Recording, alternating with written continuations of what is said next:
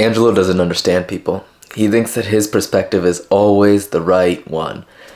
He looks around at people and he looks at the situations that he's in and he looks at it and says, that guy could have done better. He never reflects, and so he projects. He lives a life that nobody wants to live. Nobody likes him. And there he is. He still thinks he's right. Who cares? Aurelius understood that people are always going to do you wrong, and it doesn't matter whether or not they do you wrong, whether or not they're right and you're the wrong one. At the end of the day, there is a common ground between us all, and that is that we are human.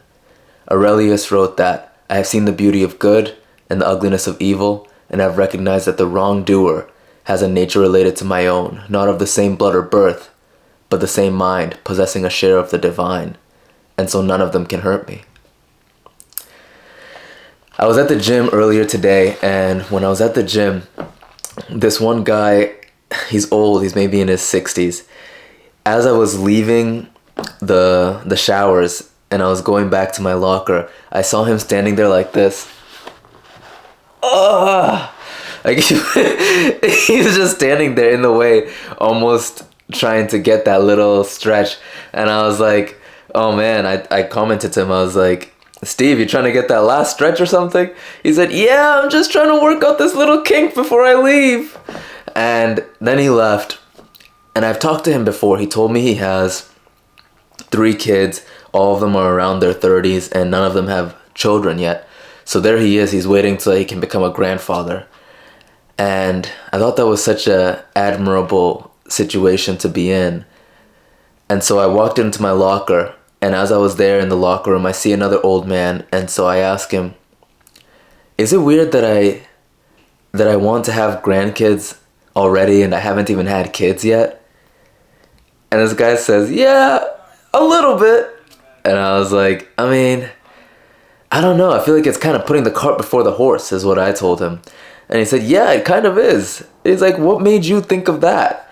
And I was like, well, I talked to this guy, Steve, the guy who was cracking his back.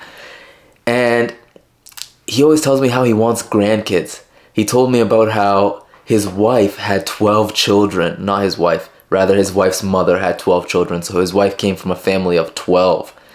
And none of his kids have decided to have children yet. So he's in the situation where he's like, come on, when you guys gonna do it? And I related to him on such a deep level. So what's the point of this story? The moral of the story is, if you practice compassion, you will understand people. And I did this journaling activity earlier this morning where I literally put myself in people's shoes. You know that saying, right? They always tell you, if you want to understand somebody, you got to put yourself in their shoes. Well, what the fuck does it mean? I always wondered. And you've probably wondered that too. How do I just put myself in somebody's shoes? The best way, the most practical way you can do it is to journal as if you were that person. How would that person react to this situation? Let's say you're having a problem with a friend, or let's say you're having an issue with a sibling. Write from their perspective about how their side is correct. One example is this.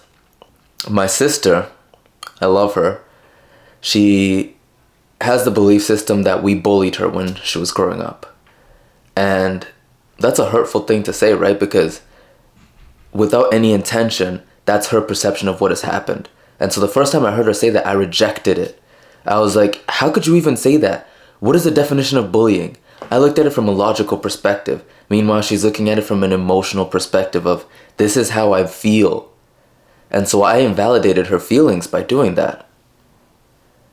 You have to be able to look at the situation and see it exactly how they would see it. Almost like you're with them and you agree with them. Even if it is so far out there that it's not possible that it could be true in your mind, you have to accept it as a possibility because for them, it is true. That's the thing. And that can't be avoided. That can't be subverted. You can't look at the situation and say, well, their truth is a lie because my truth is the absolute truth. Is it? Is it?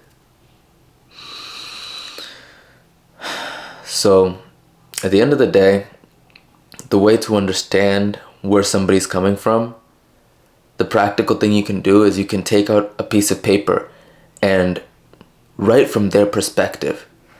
For example, in my journal, I'm writing about how this person is acting in this way, and it totally makes sense. If I was in their shoes, if I had their DNA, if I had their memories, if I had their life, if I had their mother, I would act the same exact way that they are right now. Because if I had their life experiences, I would be them. Do you have the humility to be able to admit that? And if you don't, I can understand why. These things aren't taught to us. These things aren't told to us. In order to understand people, you have to really put yourself in their situation. Because if you can't, then your relationships with other people are going to break. They're going to snap. And people will just look at you and they'll say, what is this guy thinking? And you might be thinking on a higher playing field. You might be thinking at a different level than they are. You might be vibrating at a higher frequency than them. But it doesn't matter. You have to come down to where they are and really just take the time to understand their perspective before you make any kind of assessment or judgment. I haven't figured out the key to people, to human beings, but I do understand that you should first seek to understand before you seek to be understood. It's an important concept. Don't forget that. Never forget that. It's more important to understand than it is to be understood. Because if you can understand, other people will try to understand you. And even if they don't, it doesn't even matter. Reputation in a life like this, worthless. You can do 10,000 things well. You do one thing magnificently poorly, your relationship can die like that. So it's like stepping on hot stones sometimes. It might feel like that. Like you're stepping on something hot, making sure that you don't say the wrong thing, but it's too late. It's already too late. Because if you can do 10,000 things right and one thing wrong, and the thing that you did wrong was deemed to be unforgivable, you're done. You're canceled, bro. They've taken you out of the matrix and now you're just in an abyss, a black hole. So be wary of this. It's one thing to note, to make sure that you pay attention to.